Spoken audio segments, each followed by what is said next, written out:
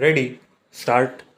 Now, generally speaking, this political aspect of the Asian struggle is drawing to its natural and inevitable culmination, but at the same time, the economic aspect continues and is bound up with all manner of economic problems affecting the world.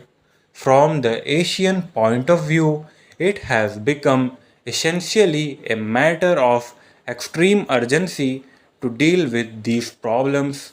From the world point of view, it is equally urgent, really, because unless these problems are dealt with in Asia, they affect other parts of the world.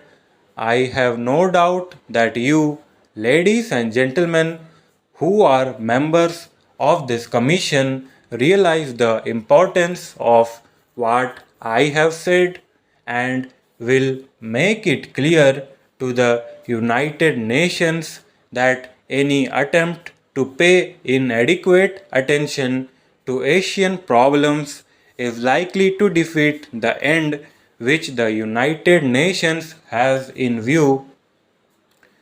In Asia, many historical forces have been at work for many years past, and many things have happened which are good, and many things which are not so good, as always happens when impersonal historical forces are in action. They are still in action. We try to mold them a little to divert them here and there, but essentially they will carry on till they fulfill their purpose and their historical destiny. That historical destiny can only be one of complete political and economic freedom within some kind of world framework. In Asia and the rest of the world, there are various systems at work, political and economic, in different countries. Obviously, it will not be possible to cooperate easily unless we proceed on the basis of not interfering with any system, political or economic, in any country, leaving it to that country to develop as it chooses within the larger sphere of world cooperation. You can look upon the problems of Asia from the long term and the short term point of view. The short term problems demand immediate attention because of the urgency of solving some great difficulties. There is, for instance, the aspect of food.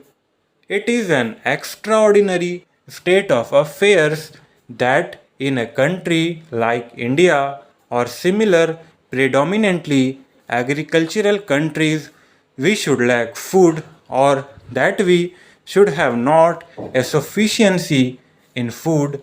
There is something obviously wrong if that kind of thing happens.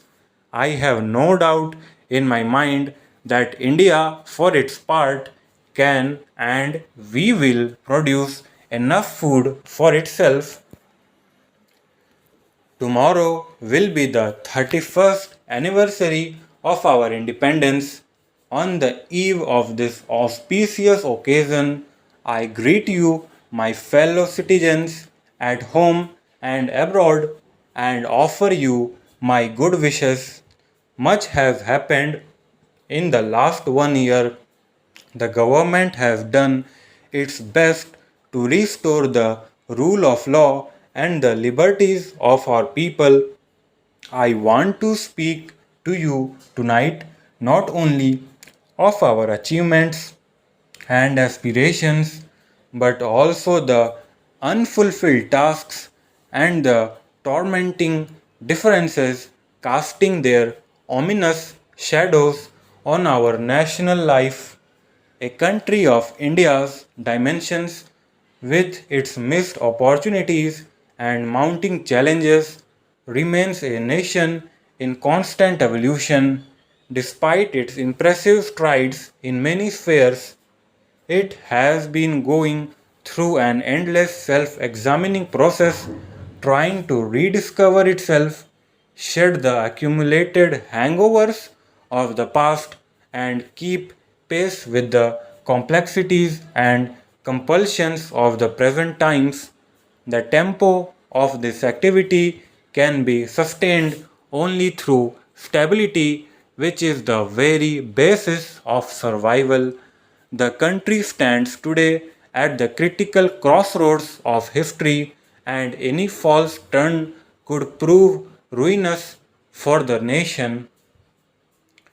In a democracy, there is always place for honest differences.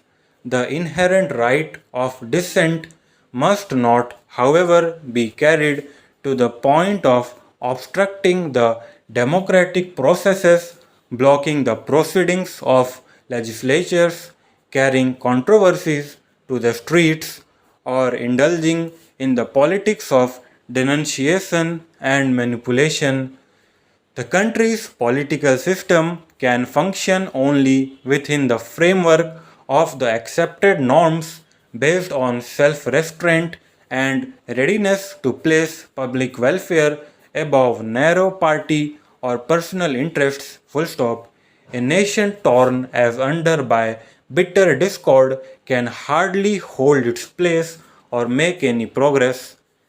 There is need for an ennobling vision of a resurgent India imbued with a crusading spirit and an exhilarating sense of participation in a common effort.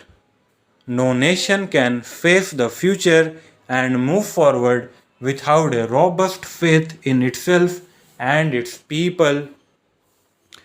The real crusade today is against poverty. We must end the widening disparities between the rich and the poor and the creation of islands of privilege. We cannot afford to be complacent in such a situation, have to forge ahead with well conceived, need oriented, and strictly time bound programs for ensuring socio-economic justice for all. The future must hold out a promise for a better life for the economically weaker and vulnerable sections of our society. Stop